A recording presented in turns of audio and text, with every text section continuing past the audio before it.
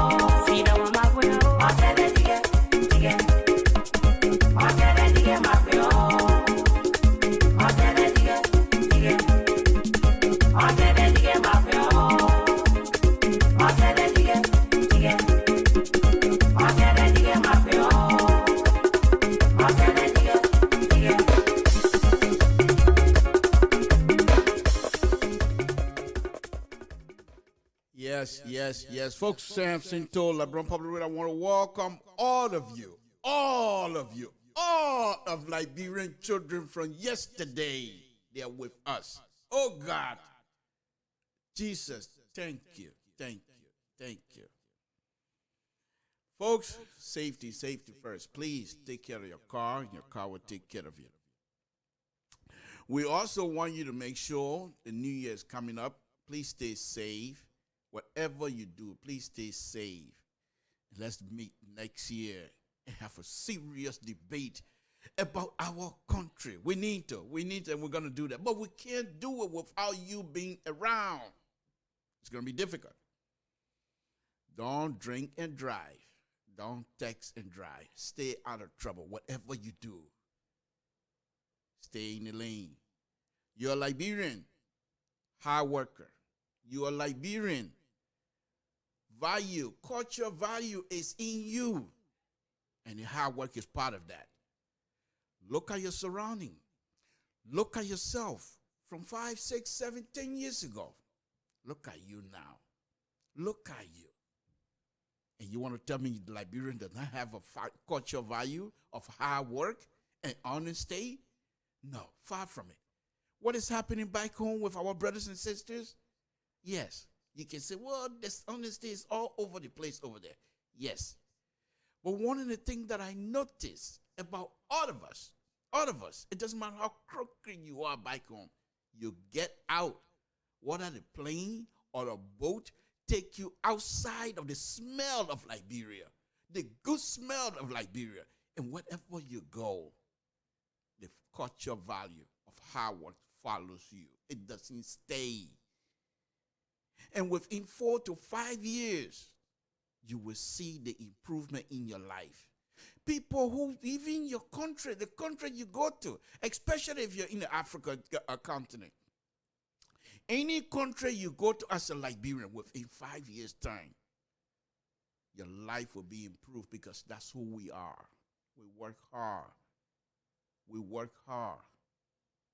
There's no question. I'm not hiding it. I'm not even going to be embarrassed about it. If it means to wash dishes as Liberian, when you come in this country, or when you go anywhere, you're going to wash floor, you're going to clean offices. We do those things. Because why? The culture allow us to see the future. And we know very well that as Liberians, if we work hard, we will succeed. Nothing gonna stop us. And so I say to you again tonight, I'm so grateful to God. And I'm so joyful tonight. Because when I was behind this mic here on Saturday before I left, one of the things that I did was to pray and ask every one of you to pray for each other, pray for our country. And I truly believe that prayer has been answered. Those of you that continue to pray, the prayer has been answered. No Liberian going to remain in the street of Monrovia. No Liberian going to be picked up in the street of Monrovia. The year is almost over. And why is it that we can't be grateful to God for that? My God, not your God. I'm not asking you to be grateful to God. I say, my God, I'm being grateful to my God. I'm not going to push you to do anything. I'm just saying for me, and those of you who believe in the kind of God that I believe in, which is the God of mercy, which is the God of wonderful, wonderful thing for people. Once you put your issue before him, he is willing to work with you. He has done so again. Here we are. Saved by the bell? No. Saved by God. And I want to thank God because some of us couldn't sleep last night. Those of us that are behind time, I'm 3 hours behind East Coast and what have you.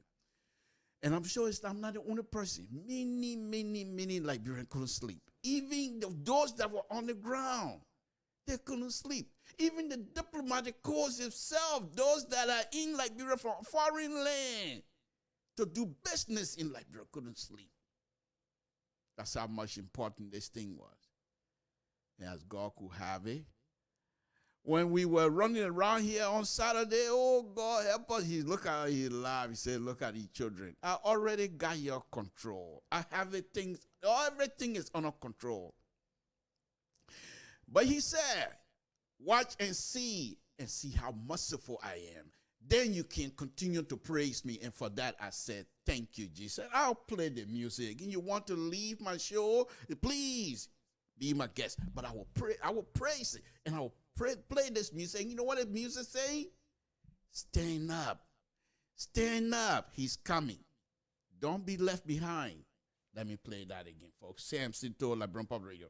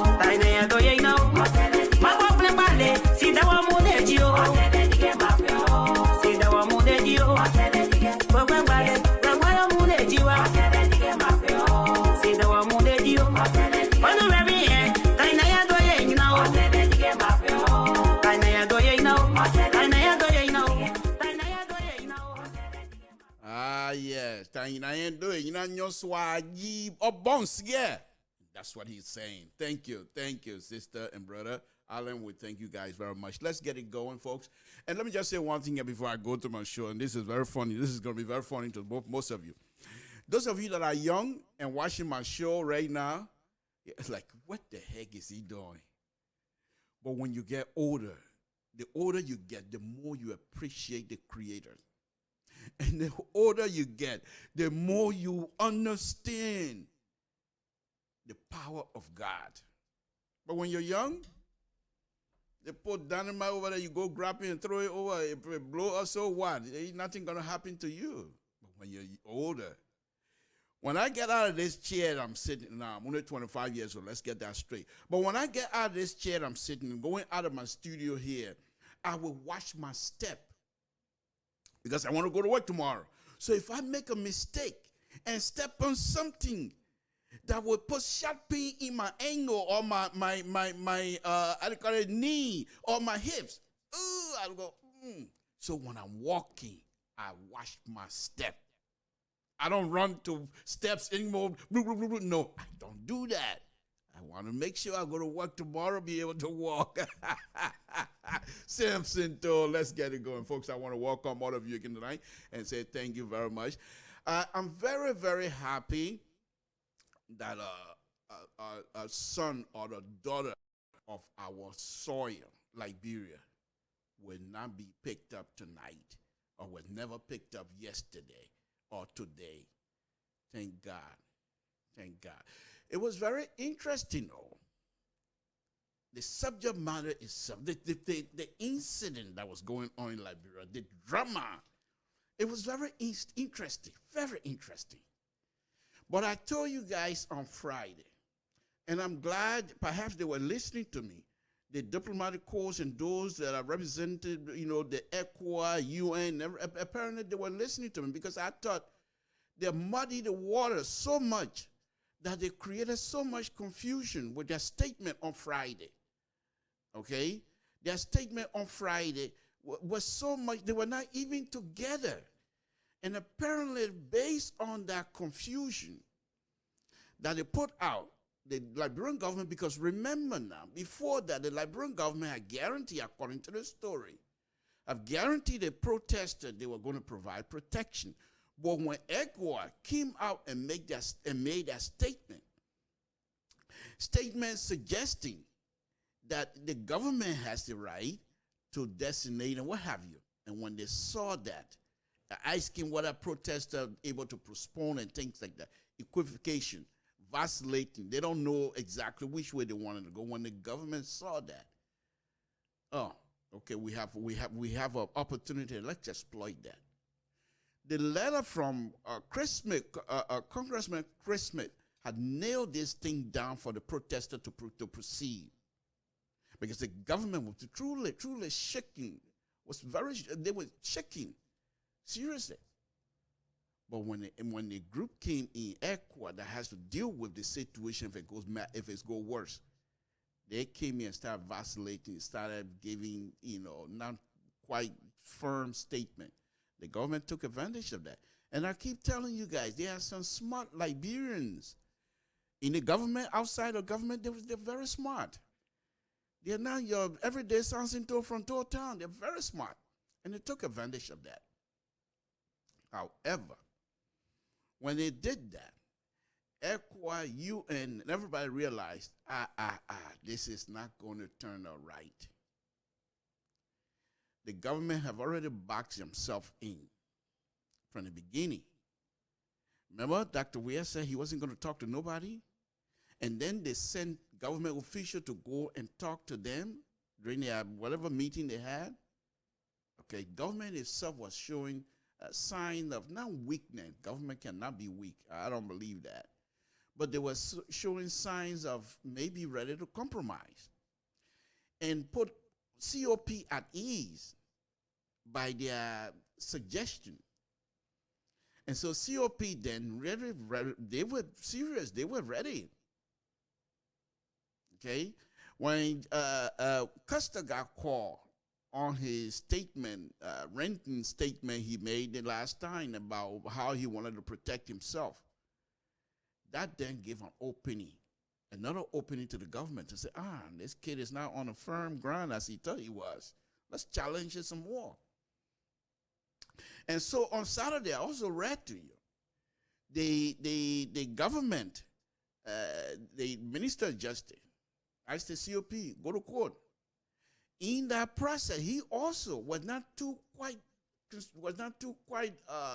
strong in his pronouncement, because he also questioned the government ability, according to the Constitution, the government ability to designate a spot for protest. He questioned that. He said the court can decide as to whether the government has the right. So by him, a justice minister, making that kind of statement, he's not a defense counsel. If anything, he's going to be prosecuted. But he's giving a statement as though they defend themselves. The protester asking that question.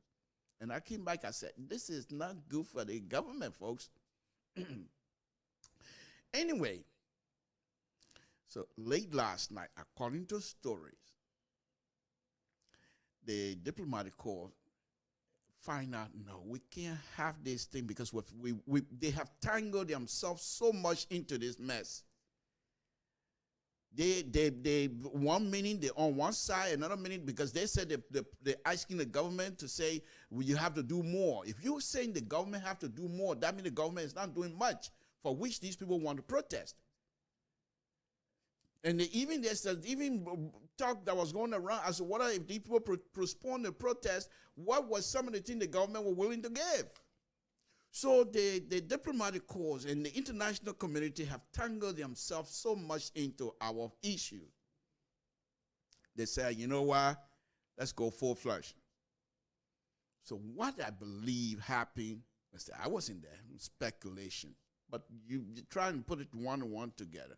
I'm not one of those platform person that would say this person did this and that person. I'm just going to tell you what I think. And you have the right to reject it. I'm not expecting you to accept it either. But I'm going to put a theory out front here from my side. So what I think happened is this, and I've been telling you guys here, this one is not a theory, that's the fact. Eric Custer is here in the United States, comes here in the United States for education. And he knows very well. He lives here in the United States. And the American government, through the ambassador, if they're not satisfied with your behavior in terms of human and property and whatever, they can bring any kinds of reason to deny you entrance into their country. And Costa recognized that he has struggled so hard just because some other thing that would not happen for him to come back here. And so he will call, question, and he has to clarify that. And Acosta have also recognized that all of these things that he goes on air, calling President Rowe, calling President Days, he went 4,000 people are listening. International community is watching. So he was kind of shocked, I believe, for these people to bring up the statement he made. So apparently he recognized, oh, these people are watching me too, huh? And I just something told from tongue. Big shout, them watching me, I better be careful. He's going to be careful next. Okay, I hope. But let's get back to the issue here, folks. So what I believe happened late last night, when the international community finds out that, hey, this thing, we will sit here and children going to die. We will sit here and Liberians going to get hurt. And once the Monday morning comes around and new flags from all over the world start focusing on Liberia all over, this will not bode well for those of us that spend so much money and energy to make sure this country become a success history in terms of peacekeeping. We have to do something. And so what I also believe is that the pressure on the international community last night was not just coming from Monrovia. I truly believe was coming from those that were in Monrovia for all these years after the war. The generals and all the people that were there, they were calling their friends. Dude, we put so much energy into that thing. Things that the peace is there. Why will you guys sit there and let this thing go out? You got to find reason. I truly believe that. I truly believe the ML group that left went to their respective countries. They were making contact in Monrovia last night that this thing shouldn't be out of hand. And so what I believe is this. Now, before I tell you my belief, I want you to look at Dr. Weah. And it was, I apologize, folks. I was so excited that nobody got killed last night. I didn't open my show the way I usually open it up by showing Dr. Weah and showing his video. But anyway, let me still show Dr. Weah. Let me get out of my, why am I showing myself? I'm supposed to show Dr. Weah. He's the president of the Republic of Liberia. Folks, yeah, he is. The president of the, forget about me, the president of the Republic of Liberia. So what I think happened last night, with all the pressure from all over the world, because remember, Liberia peacekeeping was international issues. People put a lot of money in our country. According to one of the papers that I have here, $25 billion went through to strengthen institutions in Liberia. And they recognize, I believe, that this government, as young as it is, it seemed to them, and it also seemed to me, I could be wrong, that they are not up to task to handle these things effectively. And if they were to resort to violence, which if these people have not stepped in, most likely could have happened. Because the government and this security apparatus were going to say, we don't want you coming here. They're not going to start the violence. But the young people, I just told you guys, when you're young, you don't care what's coming your way. You don't think you're going to die. And that's the fear. They also recognize, folks, and these are things that are factual. You don't have to go much. During the war, who were they using? The warring faction, which group were they using in terms of age? Young people. They were not coming for something. You think I got all the planet children, 400 children. They are going to go for a war? Who will take care of my children? That's why they say, no, we don't want you. We don't want to talk to you. Is that something? They want young people. People who they can not only control, but those who think that nothing can happen to them. So when these people last night recognized, they took the age, the average age of Liberia into consideration. Said, no, these people have nothing to lose. There's nothing here that these people can say, well, I better not do this because if I do this, there's nothing here to lose. Nothing for any of these people. Number one. Second, do they have jobs that they can even try to fight for? No. Okay. During the war, who were they using? Young people. What is the average age in Liberia? 25 to 35. At that prime age of aggressiveness. And you want to tell me you're going to let this? And this is I truly believe that these are the kind of conversation that was happening last night on the international scene. We cannot have these young people get involved in this because it's going to be messy. And then we're going to, well, of course, they're not going to sit there and let Liberia burn. No, they're going to get involved again. And they don't want that. So, now,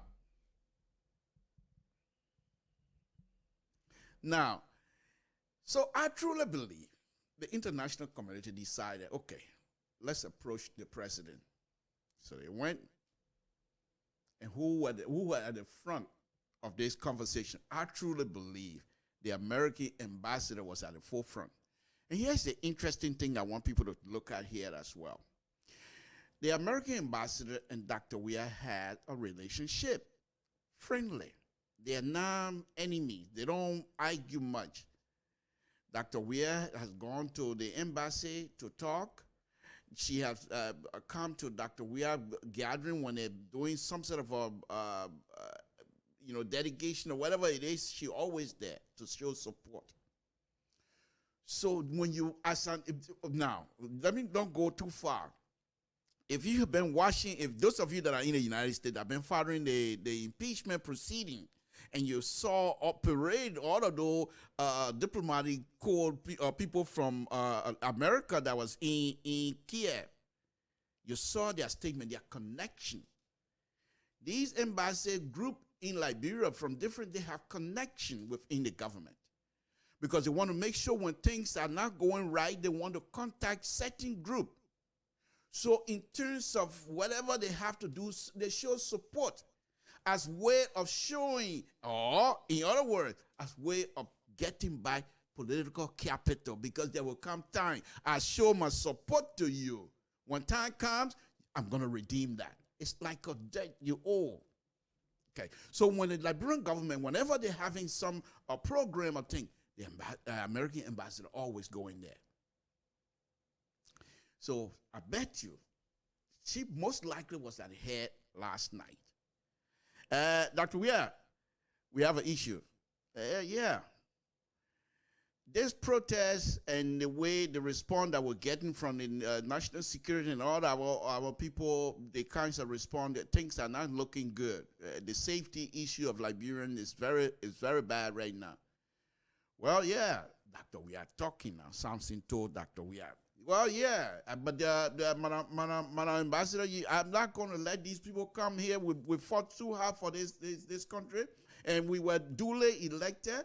14 out of 15 counties, 61.5% give us a mandate, and I don't see people just come in and try to trample my constitutional right. And so, Madam Ambassador, I think the security is my right to make sure that I protect properties and lives in this country. And so anybody that is coming here and want to get around my security apparatus or the condition we're setting, we're going to reject that. Yeah, but Mr. President, do you understand the security implication? If these people that are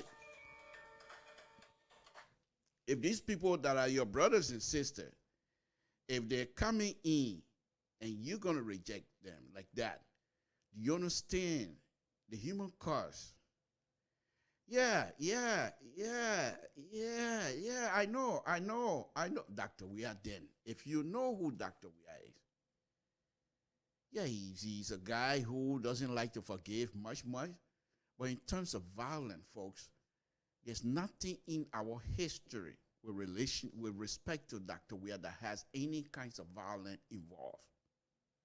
Maybe he has done it, I don't know. But of all my connection, whatever that I have, whatever that I know of him, I don't know that he's violent. The only violent tendency that he's shown was on the football field when he headbutted that guy's nose, cleanly cut it off. And I would have done worse if I were there, if it was me. Because the guy, I show you guys here the other day, stepped on his finger, almost cut it off, and he was making big mouth out of it. And this guy say, I'm from Gibraltar, you hurt my finger, you say sorry, let me show you. Any crewman, any man, any crewman, anybody from Liberia who have done worse than what Dr. Weah did to that guy. That was the only violent tendency that I've seen. So let's go back to the conversation, folks. Why not? Let me dramatize this here as much as possible. Because nobody got killed. I'm allowed to do that now. Okay? So, Madam Ambassador, that's right. But, we have to stand tough in this country. We can't just let people come in and try to run our government. This is a government. When I'm in Banana Republic, I understand, Dr. Weah. But I'm just asking you, do you see or are you anticipating the international community Monday morning when somebody get hurt or something happen that your government is unable to control certain crowd? The government might be able to overpower these people because most likely they might not have weapons. They might be throwing stone and what have you. But what if it turned to chaotic situation that the government is unable to deal with, except to be more violent than before? Then what? Okay, all right, Madam Ambassador, let me call you right back. Has consultation with whoever. Call back. Yeah, but this, yeah. Okay, this is what we're willing to do. If you guys can convince them, we can give them time and give us time because they remember now, when they started the rejection, they didn't bring in logistic. That was not their argument. They plain blank, no protest, nothing until after January something. There was no reason. They just said they can't do it. Okay, that's what I read. All right, but now they get coming up. Okay, well, but we don't have that minimum. We don't have that kind of money anyway to put police in the street to protect people. You heard the people. They said they want to protest for as many days as possible. So how do we protect them? How do we provide water? How do we provide all the logistics? And we can't afford that. So you let them know if they can negotiate. Okay, what are you willing to give? That we can go back to the COP and let them know. So they gave all the information they wanted to give, where they will, which area they're willing to compromise.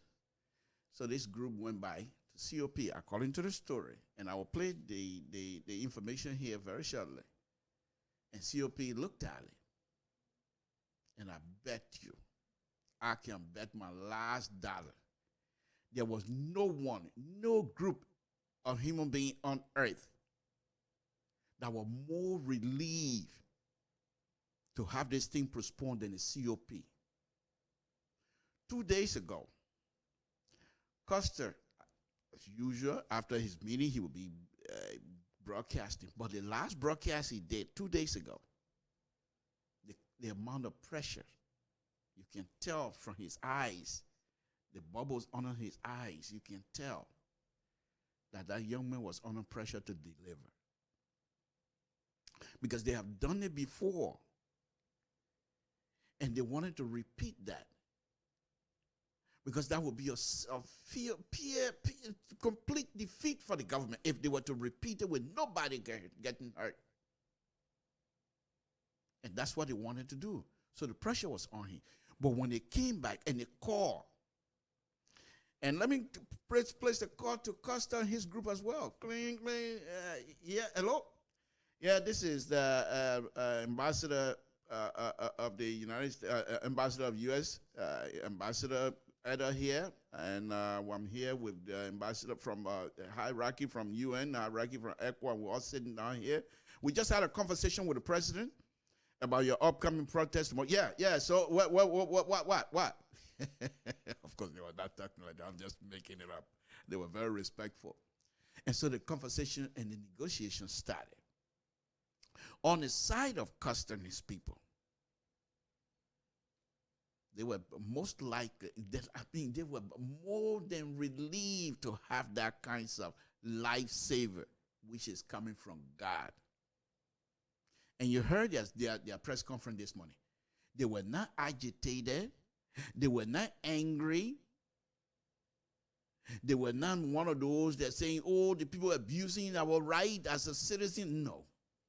They were more relieved to have that situation happen. So the folks that I told you on Saturday that were monitoring the water, that have this issue, or everybody all confused, they were able to put things together last night. It's not quite done yet. But overall, things are peaceful in Liberia today because of the involvement of the international community, which I'm very, very grateful to them. I am not one of those that are going to sit here, Liberian sovereignty, please save me in that sovereignty stuff. You heard Costa say when you sneeze, you say America. You cough, you say America. He says it's not true. During the war, if they have a boat waiting for you, say 2 boats. One is to go Europe, one to come to America. Which boat were you going to take? And you call yourself sovereign country? You answer my question. Thank you.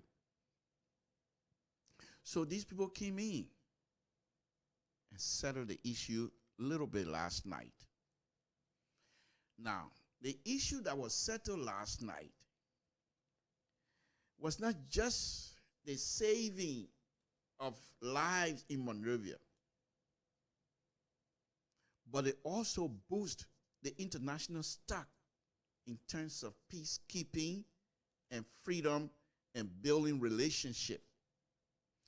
All of these things at how you, even in your own life, in these lot of Liberian community organizations, if you're involved, your relationship with each other will produce something similar stuff like this whenever there's conflict among you guys.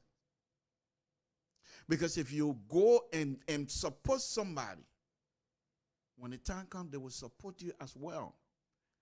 Let's go back to Costa and his people. Quite recently, Darlings Dillons were here in the United States. Quite recently, Henry Costa was here going to school. And they are not stranger to the American government. Believe me, they are not stranger to the American government. They know who Costa is. They know who Darlings Dillons is. So the issue then was, can they look at the American government ahead of this negotiation and say, you know what, this is our constitutional right? Like many Liberians are arguing. And I'm not saying they're wrong, but sometimes you have to think as you argue on something. I told you guys the other day, I'm from the countryside. When you have the collar in your hand, you ready to cut that steak. Let me tell you about that steak again. When the people go brush, at the end of the day, the bush father, they put brush around that little steak. It's about maybe 2 inches or 2.5 or 3 inches or whatever. They cut it up there and they bend it. So he will dance, and get the power. He got a knife, sharp knife. He got to cut that thing clean. So the countrymen, our country people say, well, the way you carry your hand up without collar in your hand, and you count down without power, you miss it or you cut it. If there's any stump there, it will go through your hand. That's why they say the way you carry your hand, or you don't bring your hand down like that. And that's exactly what's happening right now. Costa and his people knew very well they have the government on the bite. There's nothing you can argue all you want. The government was in the wrong position. The government position, from my perspective, it was wrong. Totally. I've been telling you guys that if this protest would have happened and there's violence, government take the blame. If the protest would have happened and it's peaceful, protesters take the glory. That's all it is. So for the government to say, first of all, I'm not talking to nobody, and it's international. It's all over there. And you say you're not talking to nobody, no room for negotiation, and somebody come out and these kinds of things happen. What will happen to you? Okay? So that was the incident.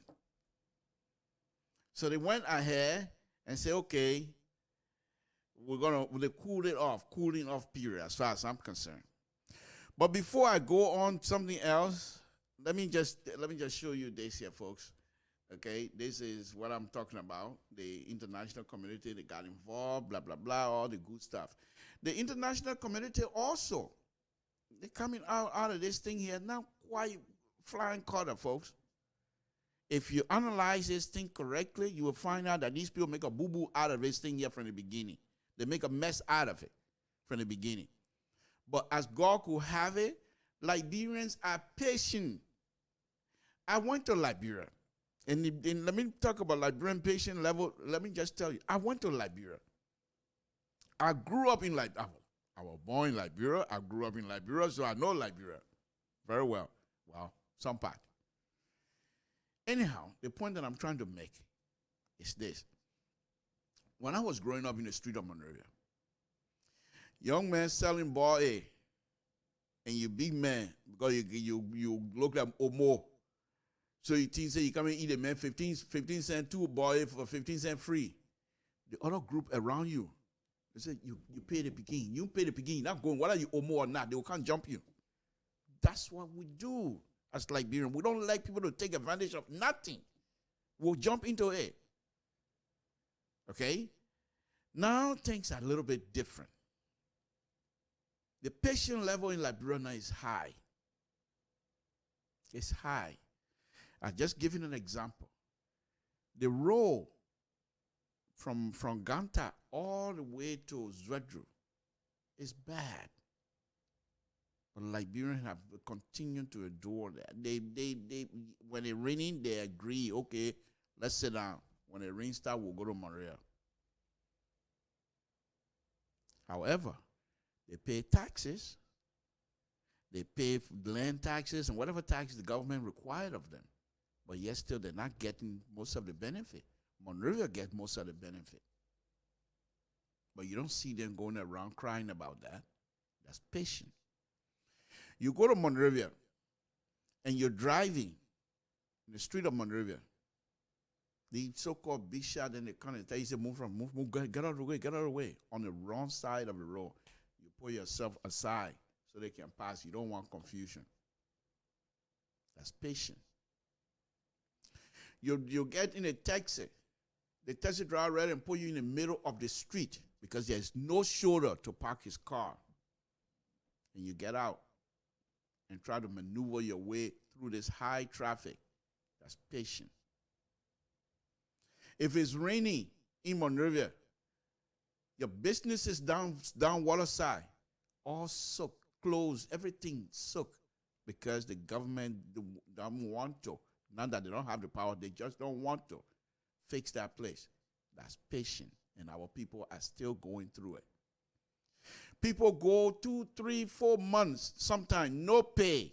And the government say, you know what, we'll pay you this, we'll pay you 2 months, that we owe you 4 months, but we'll give you 2 months. Then next time we'll give you another 2 months. Then next time we'll give you 2 months. And people are happy. That's patient. Those are things that bring serious problems in other countries. But our brothers and sisters are very patient. And that I want to say I think because of that patient level that these people are able to be successful today. They succeeded by bringing this thing to a cooling level. And so I want to thank God, first of all, that I was here on Saturday praying that there should be no dead body found in the street of Monrovia. I tell you about this little dead body stuff business.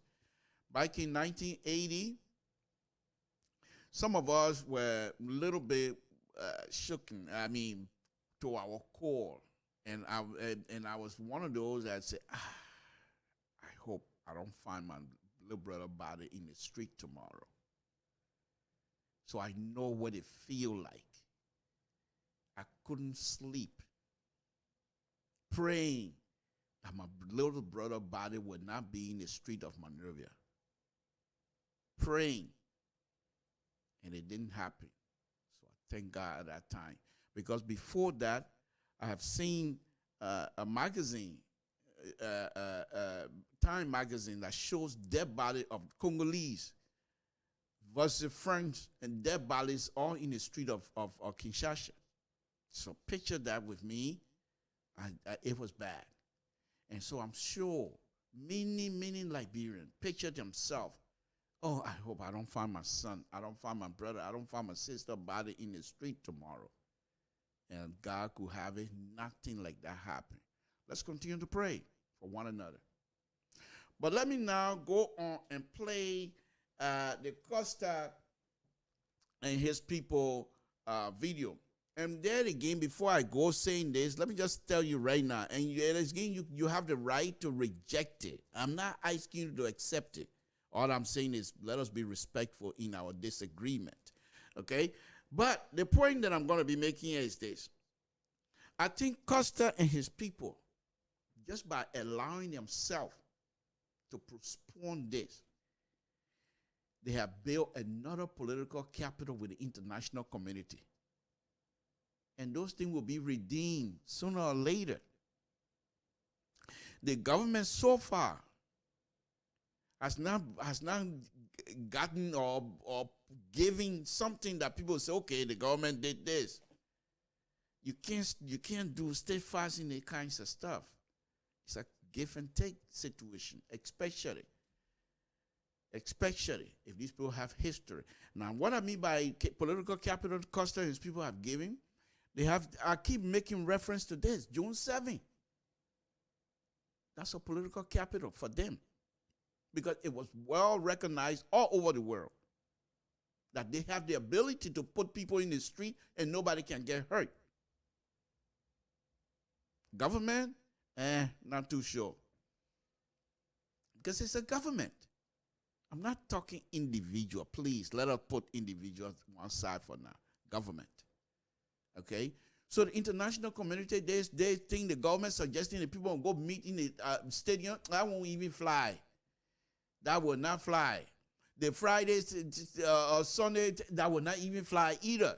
That's just a cooling point. The people right now, the international community happy. Nothing happened today. That's all they care for. We'll talk about the logistic and the venue and things like that later. Those are things we can negotiate. But when it comes to those negotiating points, Costa and his people stand on better ground than the government. Yeah, the government can say no. Don't get me wrong. They can say no, we're not going to give in anything. And then you back to square one. Okay? But the fact, if you're just being logical a little bit, the fact that the COP have agreed at this, even though it was in their interest to agree, to be honest with you, they were so happy that somebody came to intervene. They were happy. However, if you look at it from the other side, political standpoint, those people have just, they ain't ready to cash in the political capital yet. They just put more money in the bank, political money in the bank, in the international community goodwill bank. They just put more money in there. Which one of these people, the ambassador from American embassy or the international or the UN, when the time comes for negotiation, and these people lay it out, which one of you among you with good logic would say, no, we're going to reject these people? First thing they're going to say this. Is it not true that the Liberian people have been expressing concern about the $25 million? Is it not true that Liberian people expressed $16 billion being missing in this place? And the government thinks that everything is resolved. What is the actual, you tell me, guys, what is the actual result of those two incidents that has been published, clearly published? Because the article that I have here, they're not quite done. They're not quite done. They're going to do more and provide more information. Okay? They said no money went missing, just some sort of a mistake about here and there. But that's all they give us. Okay. The economy of the country is not great right now. Okay? People don't get paid. They're not getting paid on time. Are those not factual? So if COP and his people continue to hold those on, you don't think the international community will say, but government, why is it that these things happen and you can't fix them? Government say, well, we're trying our best. Your best is not good enough right now. Why? You think these people are stupid? But I keep telling you, it is not their job to pick the finance minister of the country. A job we are to call me right now with my stupid sense, say, can't be finance minister. The IMF will still work with me, knowing fully well I have no clue whatsoever about finances and things like that. They'll say, yeah, we'll work with you. Okay? Because they don't pick the finance ministry or finance minister of a country. But at the same time, they know very well that there are certain things are not being done. And so if you know you need help, you tell people you need help. But you have finance minister telling us the other day, George, we are not elected to get people paid on time. George, we are not elected to make sure people money in the bank is there whenever you want your money to go get it out. That's the reason why you were elected for. And the international community read these things. It was so bad that the former minister of finance minister, Amara Kone, came and attacked him. And you think the people are stupid? When that information came from former finance minister Amara Kone, people were, the international community, those that do with money business, they were relieved. At least a Liberian come out and say, my man, don't do that don't say that kind of thing. That's nonsense. So they were relieved. But those are the kinds of things the COP exposing. And these are things that the finance minister, people, most Liberians want him out. And the pressure is going to be on the government for this man not to come back next year. Believe me. Okay? So, folks, that's something I want you to listen to. Now, let's listen to Custer and his people explanation. Yeah, thank you guys very much. Thank you for showing up. We appreciate it. Let's listen to Custer explanation, and then I will also play you the government response from our good friend Eugene Falcon, of course, Deputy Minister. And then I want you to please, whatever you do, forget about whether you like Eugene Falcon or not. I want you to pay attention to the statement, the words that he's going to use, how he's going to explain on behalf of the government what the COP is accusing the government of. What will be the government response? Because he had president, we have picture behind him, he had vice president picture behind him. So obviously he's not speaking from his living room this time. So he can't say that he's not speaking for the government of Liberia. In fact, he stated the government on numerous occasions. He called the name of the government. And he praises the Dr. Weir. I wish I would do that too. Dr. Weir is a good man. I agree too. Now let me play Costa stuff, and then we'll get the information from the minister information. Let's listen to Costa and his group here for a minute. Sam Sinto, LeBron Public Radio. And at this time, Henry Costa will address the press, and Darius Dillon, who is one of the advisors of the Council of Patriarchs, will make a statement, and we'll take 2 questions, and we will be done. So, Costa. Thank you very much to members of the Fulver State here present, local and international, to all of our people listening and watching via social media land and radio land. We're glad to be here. They had said today would be war. Clearly, there is no war today. There will be no more war in this country. Peace will reign. The Council of Patriots has invited you here today to address the press and to inform you about why we are not in the streets as we were supposed to be. Late last night, sometime around 11:30 to 11:45, we received phone calls from the ECOWAS ambassador and the UN resident coordinator informing myself, Senator Delon, Mr. Mo Ali, that he, along with the United States ambassador, Madam Christine Elder, the European Union ambassador, the UN resident coordinator, all four of them had decided to get involved with the planned peaceful assembly of December 30th, which is today. They said they went to the government and made a case to the government that it was not acceptable that the government had decided to defer or postpone the holding or the exercise of a constitutional right. Let me repeat. These four senior foreign diplomats said to us they made the case to the government that the government could not arbitrarily decide to postpone the rights of citizens to assemble and petition the government. Therefore, they said the government made the case to them that they did not have the logistics or the manpower to provide protection for us for our peaceful assembly today. Let me repeat. These four senior diplomats said, the government said, they do not have the resources, the manpower and logistics to provide security protection for peaceful Liberian citizens bent on assembling to express their grievances today. Therefore, the UN, ECOWAS, the EU, and the American embassy informed the government that but the 30th of January is much too far. So you must make adjustment to the date so that we can go back to the COP and tell them that this is what you're saying. But we cannot go back to the COP and tell them that they must wait until the 30th.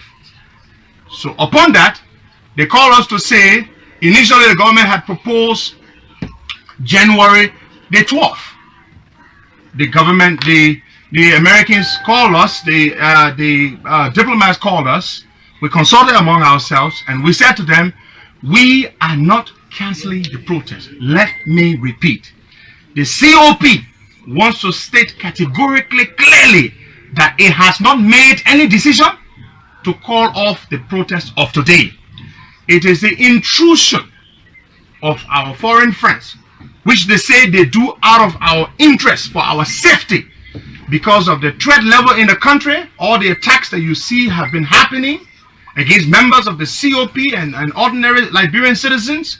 They fear that without government security protection for thousands of people, there might be chaos. So they want to ensure that when we do assemble, the government will provide security so that if anything were to happen, we, the COP, would not be blamed.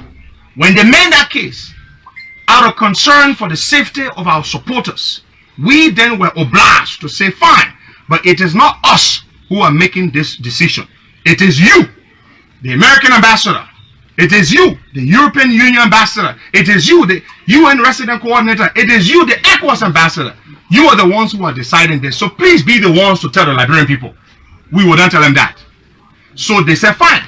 So they went ahead, they drafted a statement, and they published it. The statement you have read on social media is 100% authentic. We were made aware of that statement before it was published. That statement was released upon the government's commitment that it shall provide us security protection when we assemble. Now, we have disagreements with the date. If we are to assemble, again, the date that has been proposed, we reject the date. They have proposed January the 5th. January the 5th will be the first Sunday in the new year 2020. It is a very important date for many of our brothers and sisters who happen to be of the Christian faith. Out of respect for them, we have decided that January the 5th is not tenable, it is not acceptable, it is not agreeable to the COP.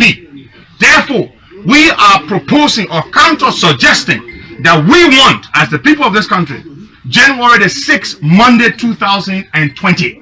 That is the day that the Council of Patriots wishes to assemble its people. We also want to state very clearly that we refuse the government's proposal or suggestion that we assemble in a stadium for a protest. Never before, perhaps you have read it somewhere, but we haven't, has there been any protest anywhere in the world where they gathered in an enclosed facility. A protest is meant to express grievances, to demonstrate grievances. It's not meant to gather in a room. So our date that we are proposing, that we are demanding, is January the 6th, Monday. If they can agree on Sunday, they should be able to agree on Monday, because they say by that time the state will be prepared logistically and manpower-wise to provide security protection. So I want the media kindly report this for us. The COP did not call off the protest. The COP is not calling off the protest. For our international friends who claim they are in our interest to ensure that lives and properties are protected, that people are not harmed, and to ensure that government provides us security, they are the ones who have proposed it, and we have obliged. We want to make this clear. We do not reject their intervention or their intrusion, as much as we feel they are getting too much involved in our domestic affairs, which is not a bad thing. We also hope that same level of intrusion will be made when it comes to the $25 million. That same level of intrusion will be made when it comes to other bread and butter issues, the $16 billion. That same level of intrusion will be made when it comes to the threats that the president makes against peaceful citizens of this country. The same intrusion will be made when it comes to the attacks on Honorable Yeke Koluba, on Senator Dillon, on Henry Costa, on Mo Ali, and all of us. We welcome their intrusion, but we want it to go further than that. We believe we have captured the attention of the international community, that 4 senior diplomats will be up late at night, gathered in a room, going back and forth over our assembly. And at this time, Henry. I love this speaking, folks. If you're somebody that like your political junkie, you will love Custer. To be honest with you, not necessarily his antic of insulting or calling president. I'm not comfortable with those positions at all. I'm not comfortable with the way he tend to talk about the president, who is my president. I'm not comfortable with it at all. But the point that I'm making is this: that when Custer is explaining, he doesn't leave no stone unturned, folks. And you just saw that what he did. Very clever, very clever. As I told you guys, he was putting political capital back into the international goodwill bank. You want us? He used the word intrusion, which in anything is not a decent word to describe somebody who is helping you, who is diverting people from dying, who is helping people. But that's the word he wants to use, intrusion. But they said in a good way. And we say, fine, you come, you say so. But the same way you put yourself in our business now to say you want to do so, we say fine. But you see the president and the $16 billion we hear from you. All of these things that are going on in this country, he need them. So what did he do? He take that whole thing and wrap it around the international community neck. So you tell me now, if these people ready to go for negotiation, because there will be negotiation, they will have a meeting. Because government definitely not going to take custody and say, yes, okay, you say no, we say okay. No, government, they're not going to do that. They have already boxed themselves in. They're not going to just give in like that, because that's not how government operates. Whether it be government from Total or Montpellier, it doesn't matter. Government don't operate like that. So they're going to have to be negotiation.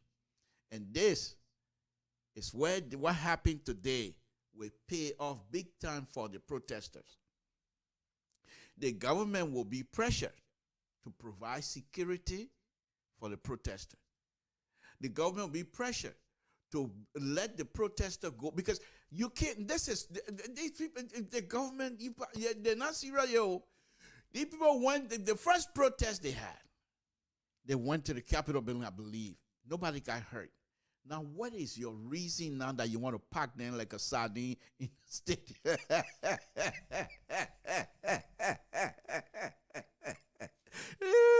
And you think smart people that cost that, they will let you do that? They're not going to do it. But the fact that they have agreed, and the people, the international community, they're shaking champagne right now as we speak. Because they were coming in. People knew Liberian people get high here. That play up when the people now they were fired. Those children were fired no matter what. They were, oh no, we'll do our best. Some of them guarantee their family members everything's going to be fine. And to get that to get up, They're having a champagne issue right now, shaking a bottle of champagne, applauding themselves. Then the negotiation going to come. Costa and his people will not forget these people, their champagne bottle. And the government going to face the music. I'm very honest with you. I'm not being against or anything. I'm just giving it to you as I feel. Okay? So those that continue to say, oh, government have the upper hand, no, far from it. But it's a government. It's not the banana republic. And those international community will understand that as well. So if the government decide they want to take the high line, there's nothing the international community can do. They can't stop them. What they can do is make life miserable for the government. And government, you saw a few minutes before I came on air, I think Eugene Nabwe were on air. Now he want to explain now. People been climbing on them for them to come. They always put in Eugene Falcon ahead. Now Eugene Nabwe is coming and trying to make sense.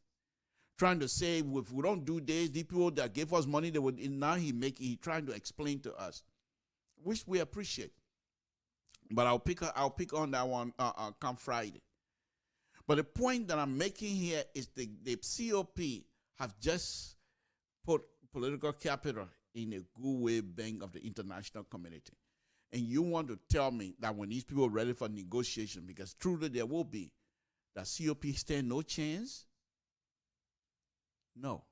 The U.S. Embassy will come out and they will say, we ask, and these people didn't hesitate. They respect our position and they agree. So let us find an anchorable position for both sides so that at least we all can get out of this here with a flying color. And guess what?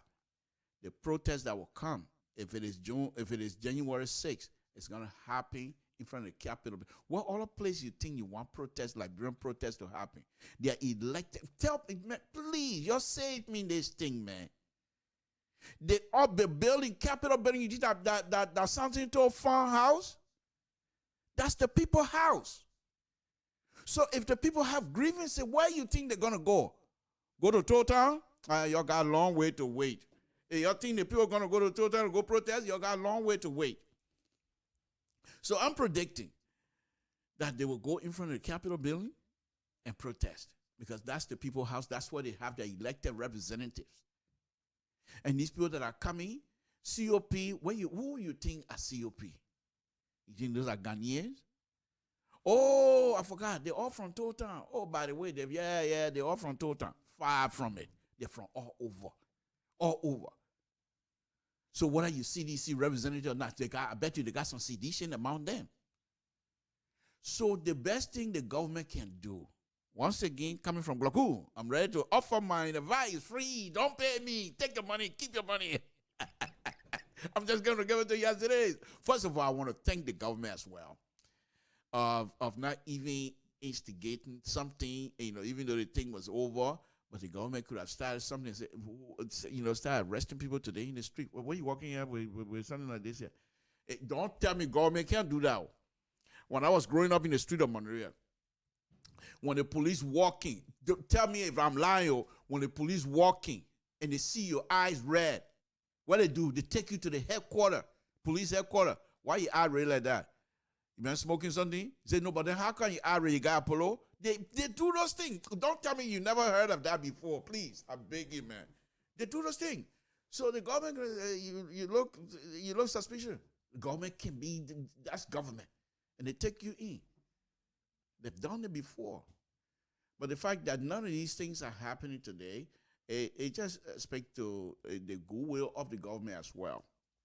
Except the reason why the government having, in my opinion, having this too much issue is because they box themselves in from the beginning.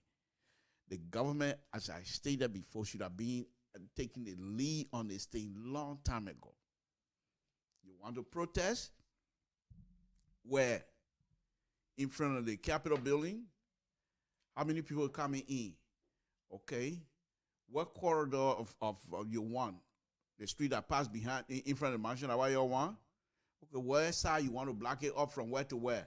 or from Buzokwara all the way to how do you call it? Or you want also blockade right there because people got to go through now. You got to remember now, people coming from bypass, they're going to Senka.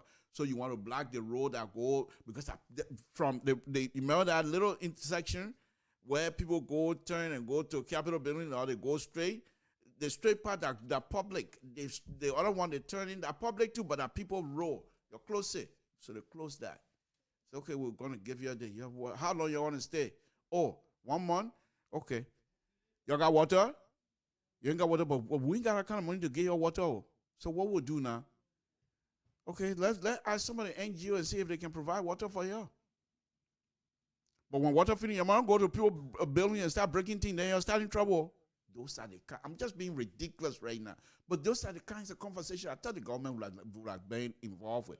Because if you get involved with these people from the beginning, even though they're requesting that you do X, Y, and Z, but the fact that you're taking the lead, the international community is going to look at you and say, oh, okay, all right, okay, that's fine. Because all of the COP top notch, they're in the pound of the United States. You start foolishness, and they squeeze you. And I'm not playing around. And that's why all of us here, you better be careful what you say.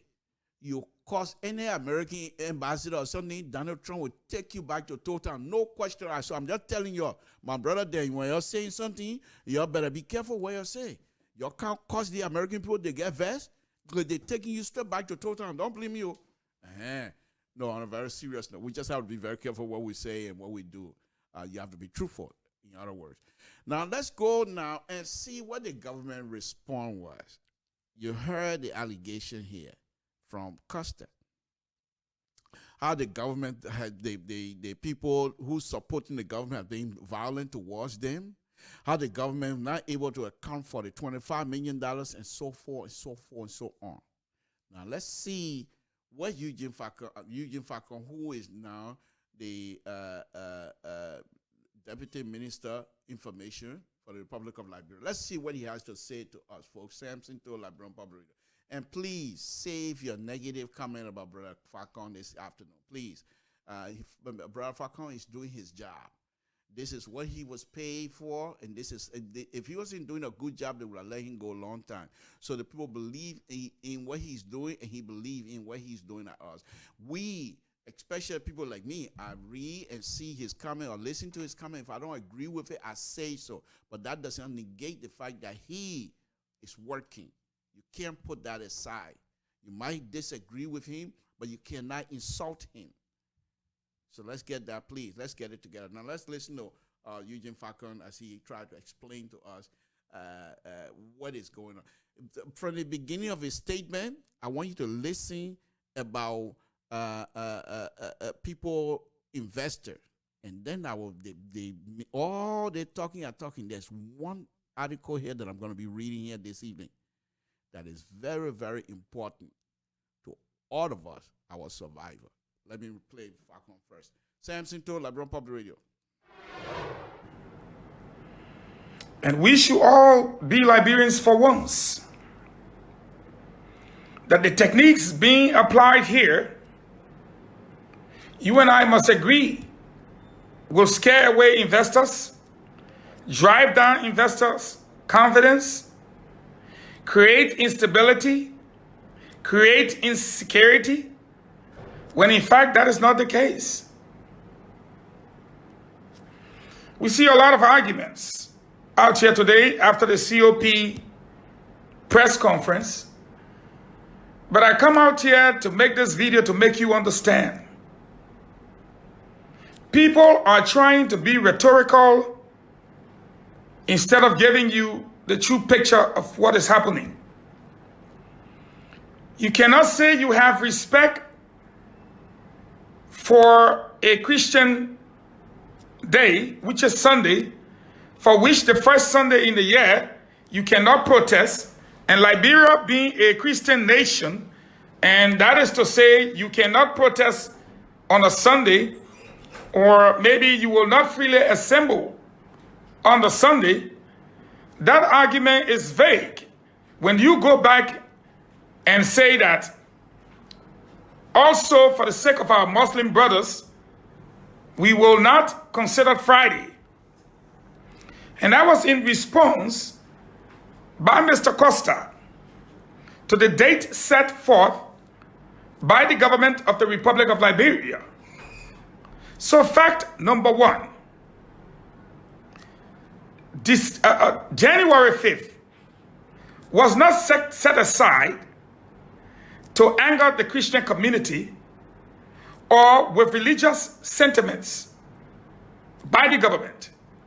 It was set aside because on Sunday, you can have a choice to go to church or to stay home.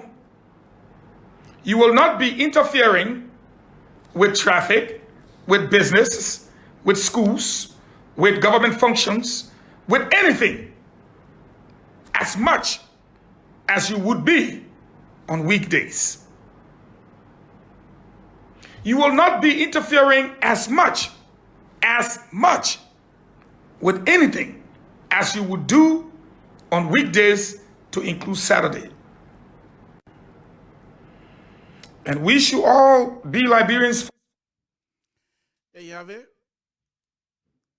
There you have it. Government is telling us their response is that the reason why they selected Sunday so that the protester will not interfere with other Liberians' livelihood or their activities, as they might not be part of the process, which I agree with, because it's the government responsibility to protect lives and property.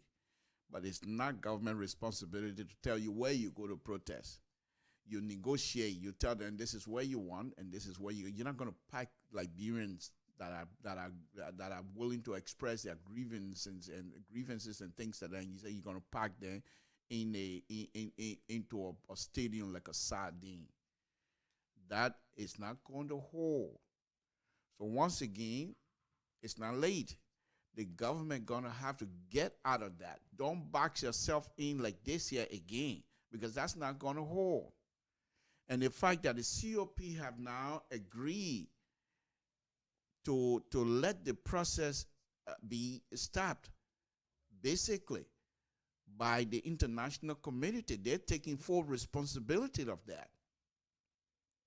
So once again, I'm saying the government, if they don't take this seriously and think that they're on top of things, it's not going to work. Because majority of your income in Liberia for the country to function as a nation come from the goodwill of the international community. We're not producing anything in that country that we can sell how much that would give us good revenue. All our revenue collections are down. So we depend on the goodwill of the international community to give us things to move that country. And this is what they have over us.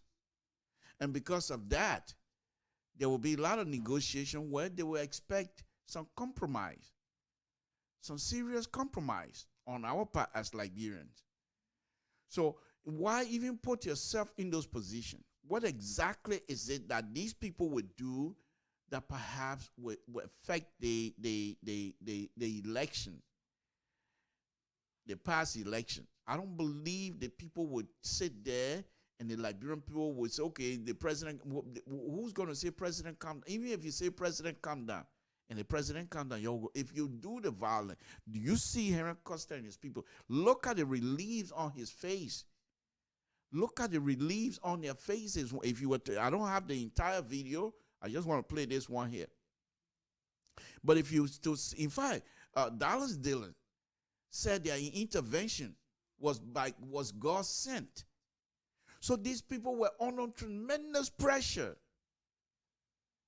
And they didn't know how this thing was going to turn, because some of the information that was coming to them was that the government was prepared to do anything, that this thing might not go the way they think it might go.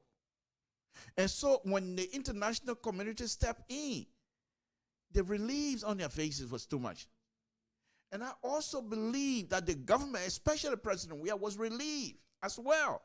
And I will go as far to say that perhaps President Weah sought the intervention of these people. Okay? And if he did that, that's a good president. That's the way to avert issues. Let's get on the cooling side, and let's start a battle all over again tomorrow. It's better to talk than not to talk. So all of these people that have been on these social media taking one side, and I just don't think that is doing us a favor. And so for me, first of all, I put God first. I said, thank you, Jesus, for giving wisdom to the international community to step in. I don't care what position they're taking. As long as no Liberian body is being picked up in the street of Monrovia today, that's good. And one other thing that I want to say here, the COP leadership themselves, people might think that they're crook and that and what have you. But I think the position they took, I think is something that we all have to say thank you for swallowing your pride. And don't let Liberian die because of your pride. This is good. This is good. And one of the things I want to say here before I go into my article here is this. I keep saying this, and people perhaps they're going to start making fun of me sooner or later because they always do. I don't care. But Custer, if Custer has been the kind of education he's seeking now, if he had that and get involved, CDC, y'all are going to be in deep doo-doo, to be honest with you. But Costa have to leave and come back here for school. But if Costa have the kind of degree he's trying to go after and he finish and come over and sit down, you got issues. You're not going to kill him.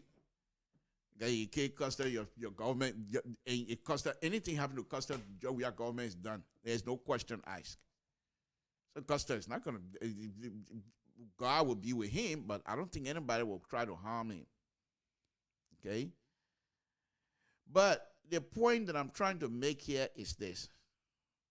I want to thank God that situation has calmed down. Let us all start all over. Those of us that got big mouth and had the platform down, let's start again all over. Okay? Now it was December 30. Now it's January 6th. Oh, January 6th coming. We're going to do this. We're going to do that. Well, yeah, okay. Well, at least people are still alive. For me, that's the end result I was looking for. The rest of it is all let's talk. Okay? But on a serious note, with all of these wrangling that was going on, there was this one article, Front Page Africa. Okay? And that article, folks, very disturbing. If you understand the politics of international community with respect to development and investment and what have you, folks that want to do investment in any country, they want good dividend. They want something in return. Okay? So as I was perusing some of these things, I saw something in Front Page Africa. Here is what I saw. Okay? It says, Liberia, U.S. Overseas Advisory Council caution government reaction towards protesters. And in the article, they're suggesting this group, U.S. Department of State Department, this group, was founded on Joyce Shook, who is a former Secretary of State under Ronald Reagan, I believe. And these people, well, before I tell you who they are, their main concern here is that the government, the action that the government is taking, especially, you see the police car they saw over the field with riot police? And this is what I keep saying to these people. The international community have seen before the protesters put thousands and thousands of Liberians in the street, and nobody got hurt. They're trying to do it again, and then you prepare with a police vehicle like this, packed with riot police. Then why is it that they're not, you think the people stupid? They saw the result of the first one, nothing happened. Now they're coming for the second time. Now you're coming with all of these riot police. You can say, okay, you're coming now because they did it before. And these people are not to be trusted because they damaged property before. And somebody got hurt before. So when they come in, we have to be ready this time around. That's a good reason. But you're being ready with all these armed forces and whatever you want to do for people who demonstrated before and show to the international community that they are peaceful. Twice. You saw the June 7th demonstration. You saw people walking from Rubber Field all the way to Monrovia and didn't hurt anybody. They didn't take people cassava. They didn't take people water. They didn't take people bunny to eat free. And then it got to Monrovia, then it got blocked by whoever government forces or whatever you want to call them. The government does not stand chance when it comes to these kinds of things with respect to violence. We saw during the election, Madam Eureka was being busted. We saw police officer standing there doing nothing. You think we the only person here? The international community saw that as well. So let's go on. Let me show you this thing. These are things that you think you're helping Dr. Weah, but you're hurting all of us. All of us. And if Dr. Weah was truly looking, he will understand that you're also hurting his image. Okay? If you love Dr. Weah, like most of all would say, then you let him do his work. Don't find enemy of the state. Let me read this stuff. So they oversee advisory council of the United States Department had cautioned the government of Liberia reaction towards Monday protester and the online will play a major role in determining skill, duration, and whatever, blah, blah, blah, all kinds of stuff.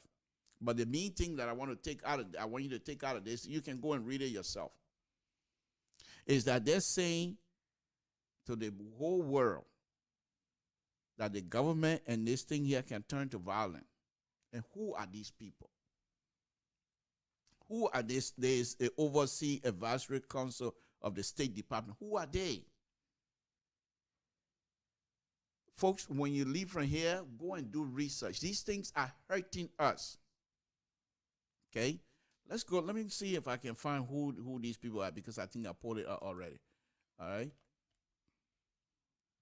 Okay. This particular group here, this organization, over the last 35 years, the increase in terrorism and other threats against U.S. interest overseas has sent many private organizations to the government, particularly to the U.S. Department of State, for advice and assistance. Even with the substantial expansion of the State Department Bureau of Diplomatic Security in the early 80s. Okay? I'm going to jump over here and go to the other one. Okay? In 1985, the Overseas Security Advisory Council, a joint venture, this is what I want you to take. This is the most important one. A joint venture between the Department of State and the U.S. private sector. U.S. private sector. So if you're asking people for assistance, you're asking a company to come and do business, like Dr. Weah told the gathering the last time, where America won, they think that make America great, we want it here too. You can't get it when you're fighting against each other like that. When you get Sabu Unit, I don't know who owns Sabu Unit, then you think people are stupid who can't send their people over there? No money. Look what they did with the Peace Corps issue the last time. The Peace Corps that was in the interior side, they brought them to Monroe because they begged no money there for them to get money and do things for themselves. What does that have to do with COP? You can't just blame things on anything else other than you being able to handle these things. This thing here, this government business, it's not about friendship. Madam Sally messed with us and we're in a deep hole because of that. And for 12 years, you're in CDC, you saw it, you fought for it. You fought against nepotism. Everything. And then we come back. The state power is turned over to you.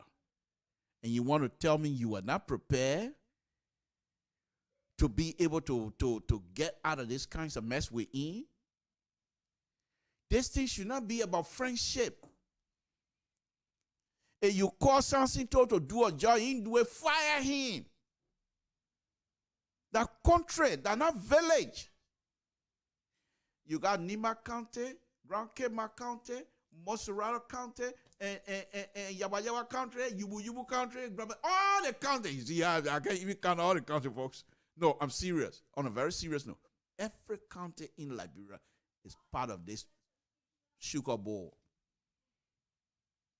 So if somebody from Grand Gide is incapable of performing, fire him in Assassin Tour, fire him fast, and get somebody from Grand Kema County who can do the work. Whether he's from Liberty Party, whether he's from Unity Party, it doesn't matter at this stage. It doesn't matter what party this person belongs to, as long as the person can function and do the work. If Liberia is developed, Dr. Wea, that your knee will go. You see all the economic mess that the people are talking about, oh, the people can't eat, or no food, or no money, and they don't call Samuel Twani. They only call Samuel Twani when they talk about the finances of finance ministry. Other than that, what people say, George Weah-led government, CDC-led government, honor Dr. Wea. They don't say honor Samuel Twani. If these people are not functioning, I'm not questioning their educational level. I'm not questioning their ability to do work. But there are certain areas, all of us, when we we can make it. Then you get yourself out of there if you don't want to be embarrassed. But if we don't do that, this is the kind of stuff. And guess what? The international community are fighting for right now to be in the good grace of the. They will not let Liberia fail. Let's get that straight. They will not let Liberia fail. So they will put little minimum that is required of them to give you so your country will survive barely. But as long as your revenue is down, they're not going to subsidize the revenue that you're supposed to collect. They're not going to do that. They will give you the minimum that is required of you to survive. But the minimum they're giving you, people are fighting all over it. All of these counties, they want something. The minimum that you're getting is not enough to divide all over and please people. And they will cry. You got to change. Change the government. Bring people on board that will be able to produce. And here's the interesting thing as far as I'm concerned. These people that are there with you now, you think they're under pressure? Far from it. If you remove any of those people and you bring new person in there, that person will be on spotlight so much that they themselves, if they know they can't do the job, they will tell you, no, I'm not coming. Find somebody else. This is how you clean house. Because I stated it before. This is politics. And you didn't come to this power all by yourself, Dr. Wea. There were people that fought for you. There were people that were in the gutters for you. There were people that were working with you day in, day out. So if anybody, any one of us, thinks that those people should not be paid, then we're not serious. They give you something, you're getting something in return. But the fact that they cannot perform the duty, those people need to be called to a meeting. When you go to the retreat, what y'all talk about?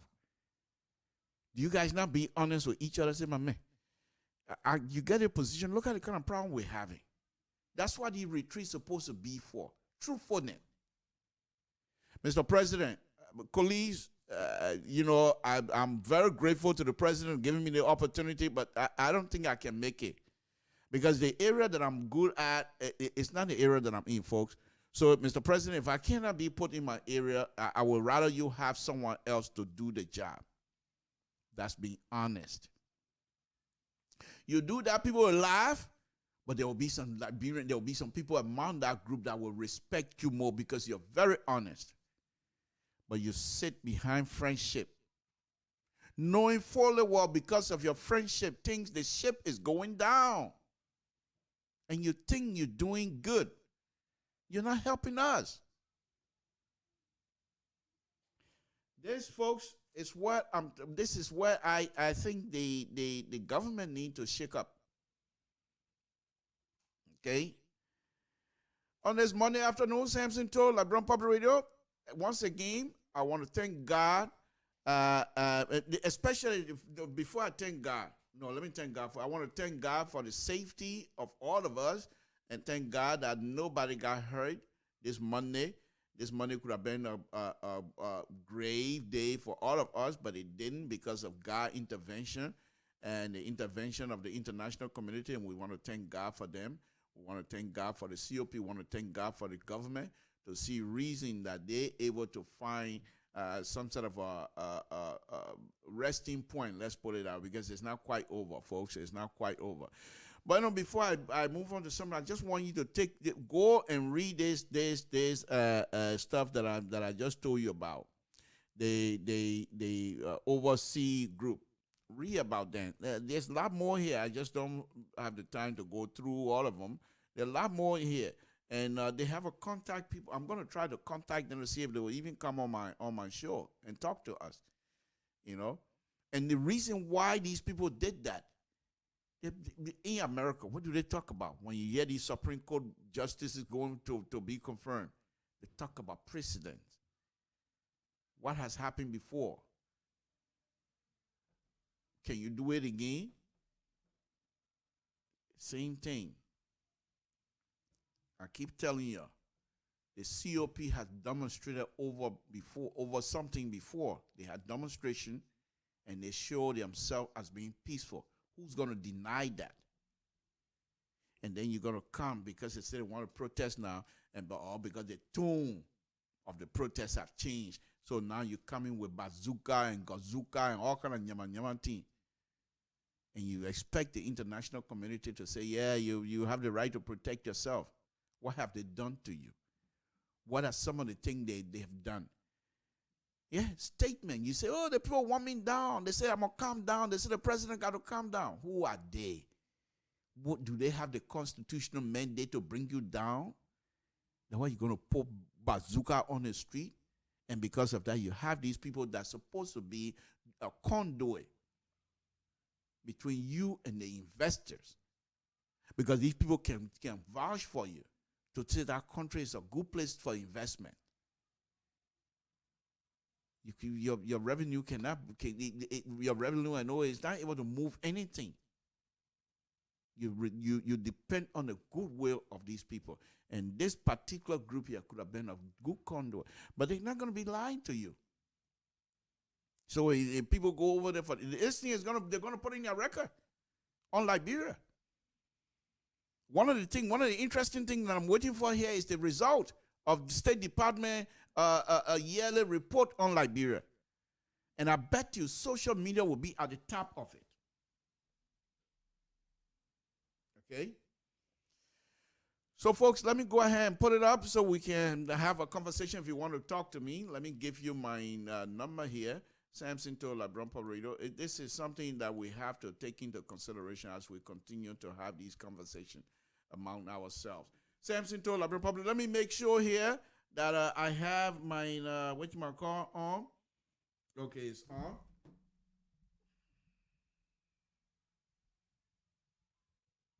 My man, don't argue with my tone. What I'm saying is that not true, David. What I'm saying, forget about my tone. Forget about the tone. What statement that I made here that is not fair to Dr. Weah, that you're going to say my tone is not fair to that. You're going to depend on tone? Then if we're going to depend on tone, then we'll have serious issues. What am I saying here that is not fair to Dr. Weah? Don't do that kind of thing, my man. I beg you. Okay. All right, folks, let me go ahead.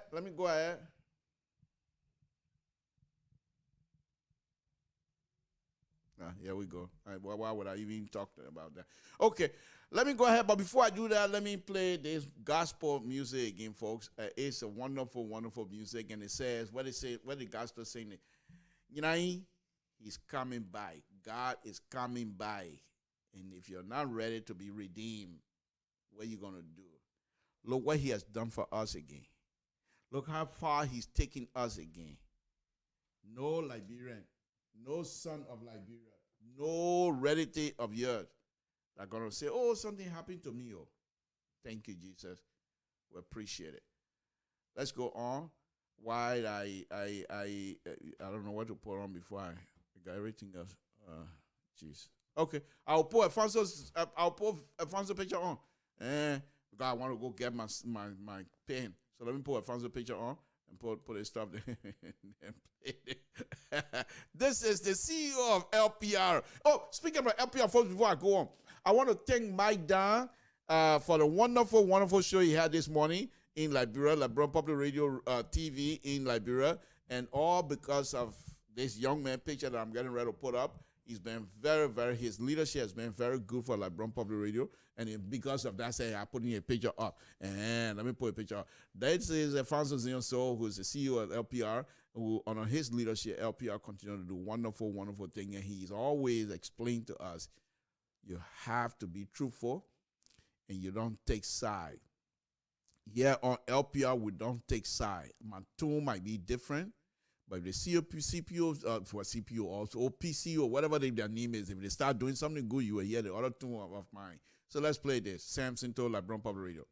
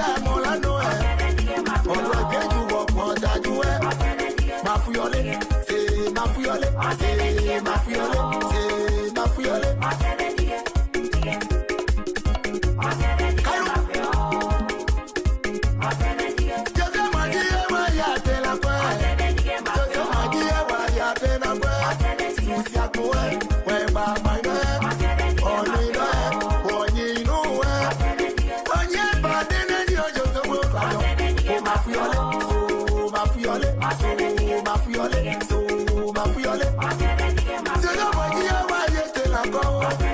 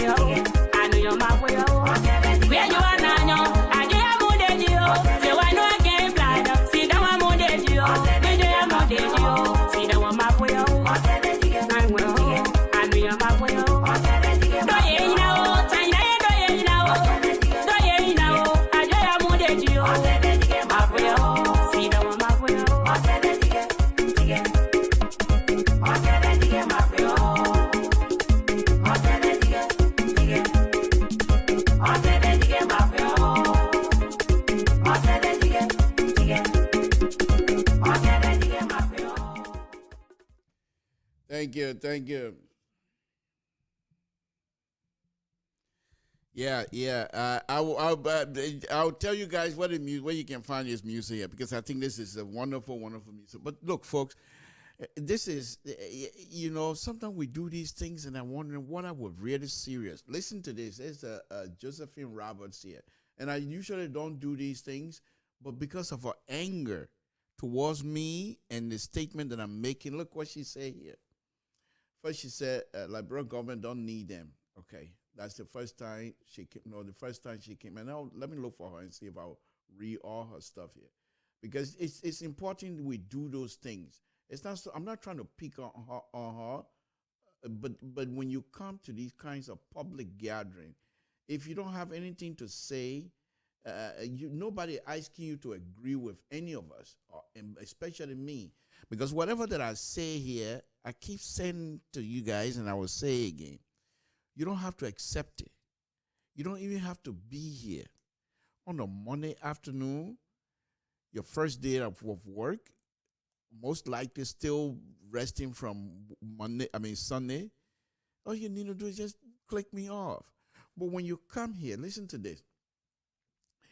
After she said government don't need it, she said, they are bringing up another problem. Okay, let's go on.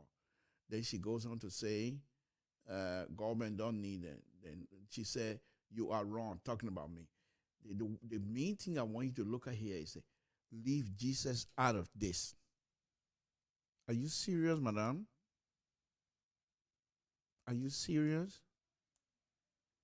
The God that control your breathing, the God that give you energy to even come on my show to say what you want to say about me, the God that give you the mind, and we're talking about human life, and you said leave God out of this. I just want to point that out. But you have the right. You have the right to say whatever you want to say, madam. You don't know me, that's fine.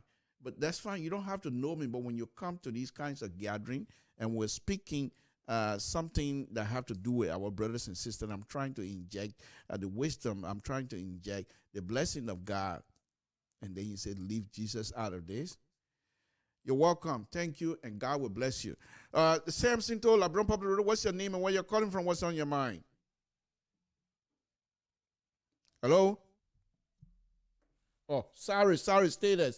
There we go. That's my fault. Go ahead. What's your name? Where you're calling from? What's on your mind?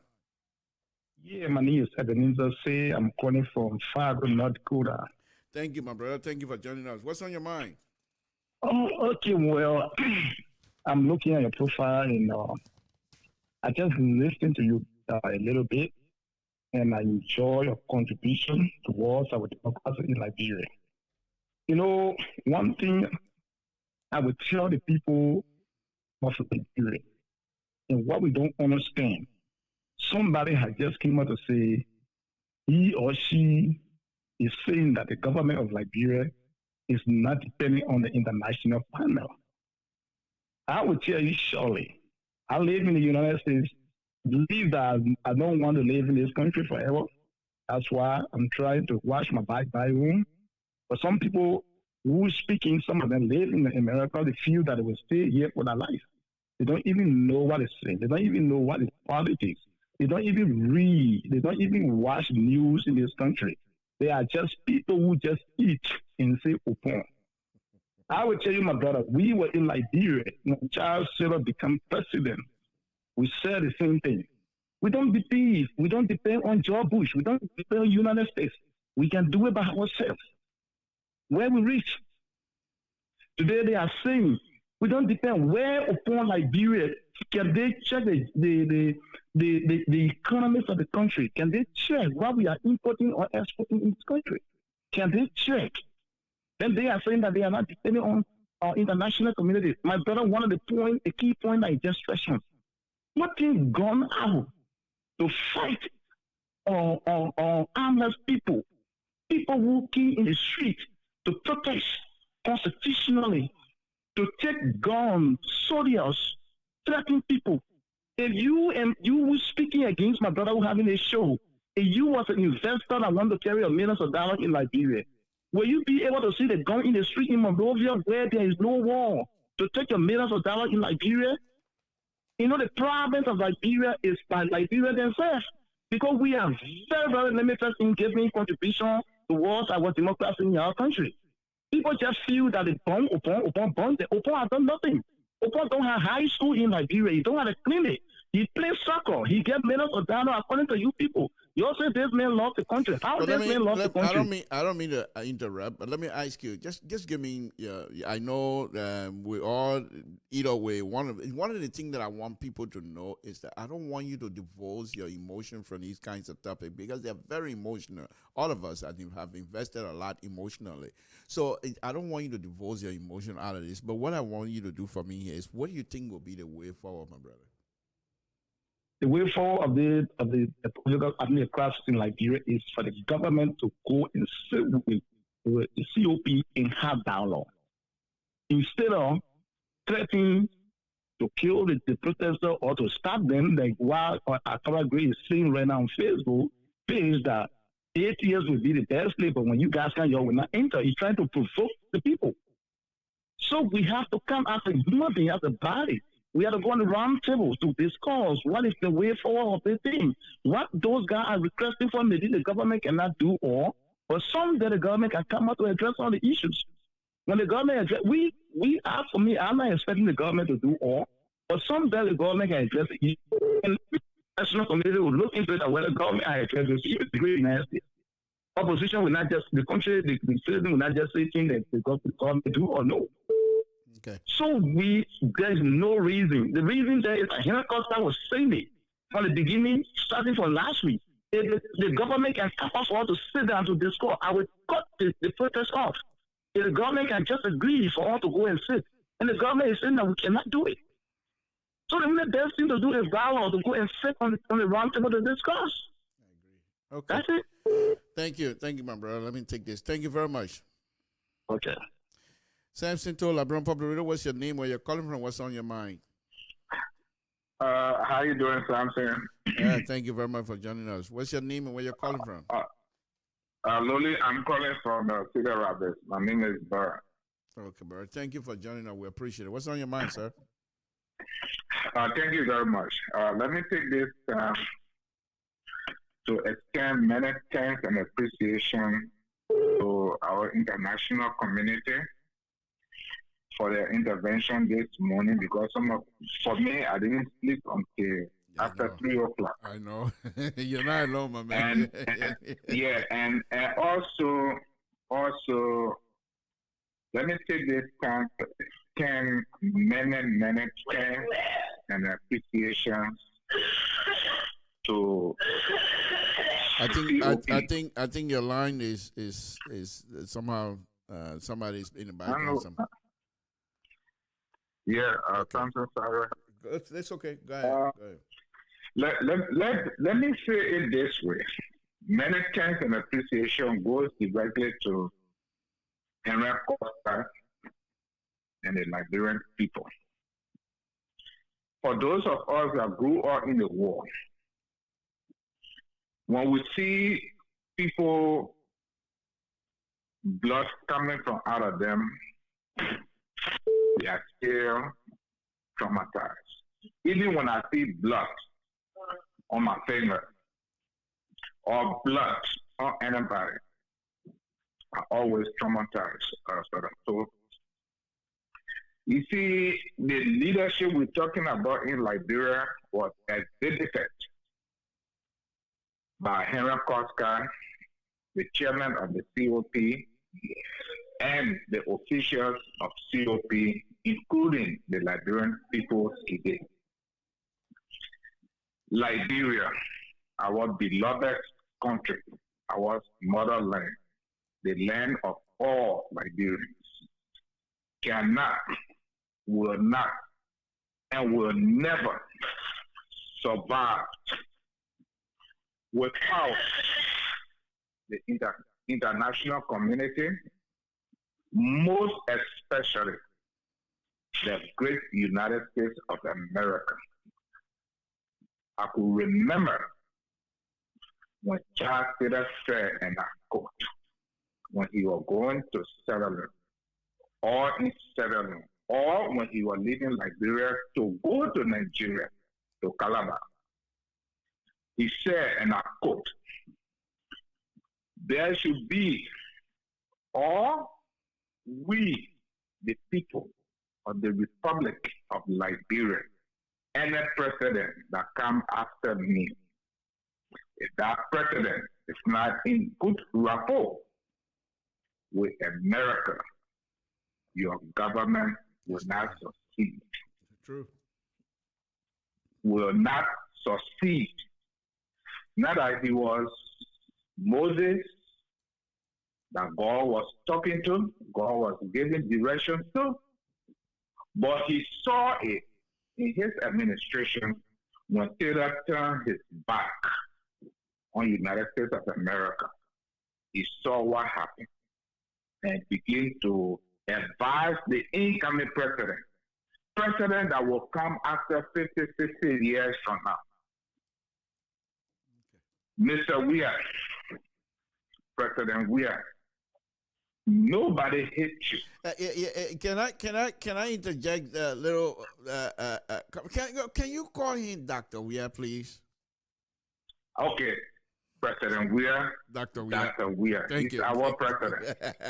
Yeah, he owns that doctorate degree. Yeah, he's our doctor. Dr. Weir. Yeah, please. Thank you. Okay, Dr. Weir. We are all Liberians who want to come home. Seriously, yeah, on a serious. I think Darrell Dillon said it clearly yesterday, Lodi. Clearly. It takes the president 15 minutes to respond to Maluba Molu accusation. I would not say to his audio tape. And took him 3 days to speak within the range of his creation. When I say creation, it's CDC's packet. We can't wait, Lodi. Okay. Every day in Liberia. Thank you. Somebody to immediate. Right. Between us all the time we can immediate between ourselves. Thank you. You know, I learned from current events by watching TV, by listening to you, by listening to Efanso, by listening to Koska, by listening to Seku and all advocates. But many of these days coming forward to be on your show because you explain. You take your own time and explain, and your tone is different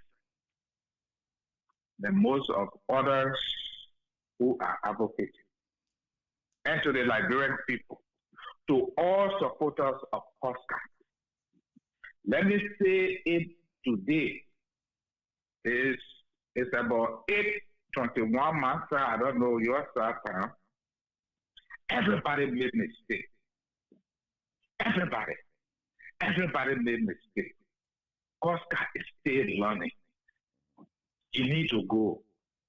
We need to put our hand on him. He will make mistakes. You know, Brother Toe, there are 5 stars of leadership. 5 stars of leadership. Right. Those who did criminology, there are 5 stars of. Can you name those on another time, please, my no, brother? Because okay. Yeah, people all right. Okay, that's good. Well. He's practicing some of those things, right. but he's not there yet. Right. He's a little boy. Costa and my first daughter are the same age group. Yeah. Age group. Right. For me to look at the picture of Liberia, to talk, at least he will make mistakes while going. Everybody made mistakes while going. Right. But I see other people today getting very angry. Thank you, my brother. We are disappointed. We are this. You know, you're not cool down the temple. Thank you. Don't cool down the temple and see what will happen. Okay. We don't fight in the first line for Liberia. But that we are your children. Right. I don't care how old we are. I don't care how younger you are. That we are your children. When they say a leader in a country, it's the father of a nation.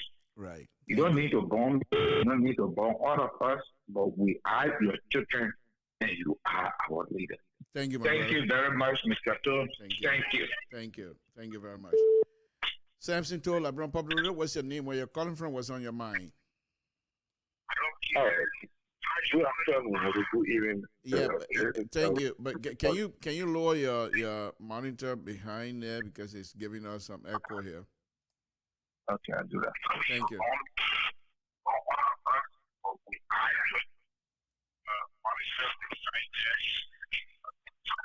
Are you there? Yeah. It's still there. It's still on, my brother. But yeah, so okay, much better. Well, go ahead, make your comment anyway.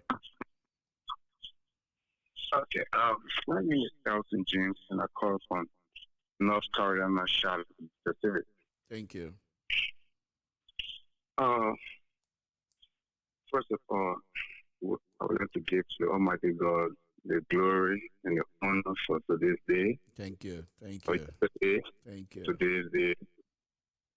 Thank you. Through his intervention, we were to get involved to the international partner. Right. And they put things to rest.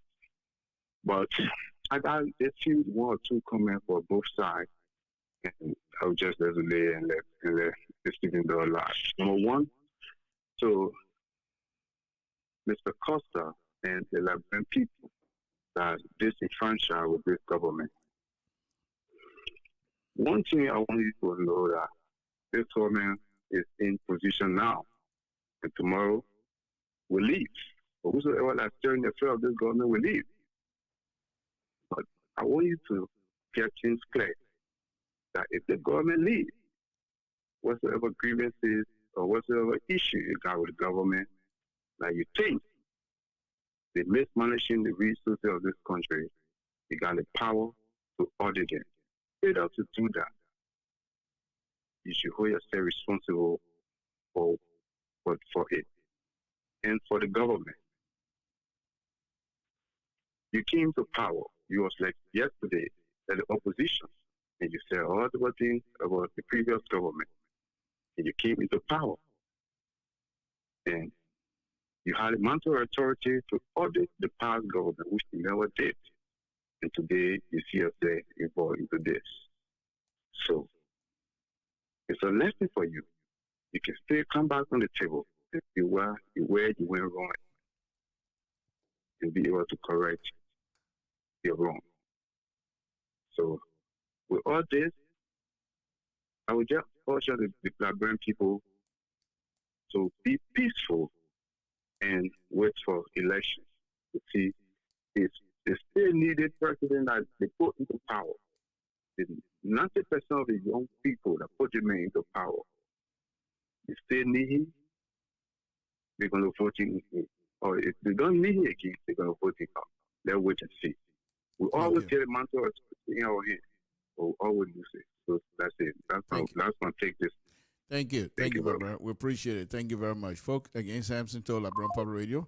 Give me a call here and then give me your view as well. It's wonderful to hear from our brothers and sisters. And the sister that I was talking about earlier, I think she left. But I wasn't angry. She didn't offend me. It's just that you have your own brothers and sisters on this line as well that are reading your comments. And so if you're going to be in this type of intellectual forum, as I would call my platform, if you're going to come here and try to make contribution, first of all, when you're talking about, and you don't have to be a Christian, but you don't know how many Christians are on this line. And if you try to play down the value of Christianity, then you don't know how many people you're offending. And that's the point that I'm making. It's not me. I know where I stand with my God. You tell me to take Jesus out of it, I say, okay. But that doesn't mean I'm taking Jesus out of me. But you don't know other people who might feel differently. That's the point. That's the point that I'm making. Nobody's angry with you or upset with you. But I think she said she's gone. So anyhow, the point here again, folks, I think the reason why I continue to invoke the name of God and Jesus Christ in this is that because those of us that believe, these things don't happen in vacuum. These things don't happen. The blessing of God don't come in isolation. These are things that you pray for.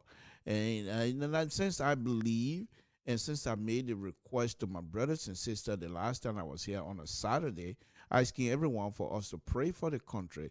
Those that healed that request and decided to accept and do what they can and pray, I just want to thank them as well.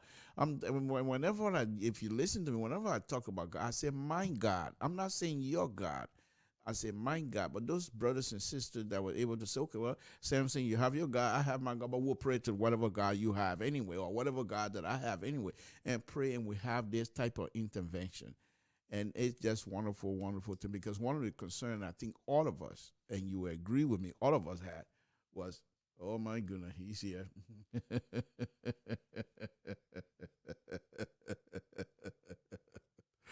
Okay, we can't stop him. Anyway, but one of the things that I think all of us, the problem we had last, I didn't sleep as well. I'm about 3 hours, actually, was 7 or 8 hours from Liberia, to be honest. So it was just difficult to sleep. I was just on Facebook to see what's happening, and by the time that low Costa was having the people having the COP were having a press conference, I listened to it, and that's gave me a little relief. And then I went on to watch other people programs, and then I started feeling better. Because not better the fact that they didn't have the protest. That's not what I was concerned with. As a political junkie, I would love to have that protest. I would love to have our brothers and sisters express themselves freely. There's no question. But my concern was people's lives. Because it doesn't take much. As you can see, I was involved in a 79 riot. I mean, the Rest riot in Monrovia, I was involved. I was a young kid, but it didn't take much. It did not take much to start. We met at PAD headquarters behind PUA on the opposite side of the graveyard of Getty Street. And all the way Getty Street going to I think it was I don't know what boulevard it is now. They have all these names changed anyway, but who cares? But anyway, behind PUA, right by Sony went over there. Sony when they have this ditch at that time, they have a ditch that they just made, put some sort of a concrete ditch, smooth ditch. They fix it. But it wasn't as dirty as it is now. So part of it was right there, and the police came and decided they want to pack everybody in a fence. that is around, my estimate still, that is around maybe 25 foot long, 35 or 40 foot wide. Okay, and this gentleman who I believe was Deacon Carter, stand on the table in the middle of that foyer, whatever you want to call it, and announcing to people that keep calm. But when the police came and forced everybody that was that was standing in the street, because the light skinned guy, I don't know, the people, I'm forgetting, I don't even know his name, but light skinned lieutenant, captain, he came in. And he told the other police, said, this is government sidewalk. Everybody that here to demonstrate, they better get back onto the property or path. So they tried to force everybody into that little area. As a result, the people spilled over, and those that went between the houses and got on Ronald Street, from Ronald Street, they're going towards Broad Street. That was the beginning of the riot. I was there. That Saturday morning, I was there.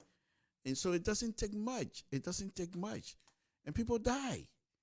That little stuff that started from Getty Street, passing between the houses, getting on Ronald Street, going towards Broad Street, it turned to a major disturbance, major issue in Liberia, and it's part of Liberia history for now. People have died. So when you see these, you have had this experience. When you see these things coming, you bristle, your skin crawling. Ah, my God. And for God to help us that nobody got killed, that was the assignment. Folks, Samson told LeBron Pabrito, it's been a wonderful, wonderful afternoon.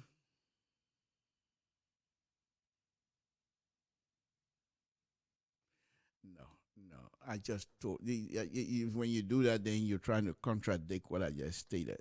Henry Costa, I believe, was truly, truly relieved, because the issue, some of the report that people were getting were not nice.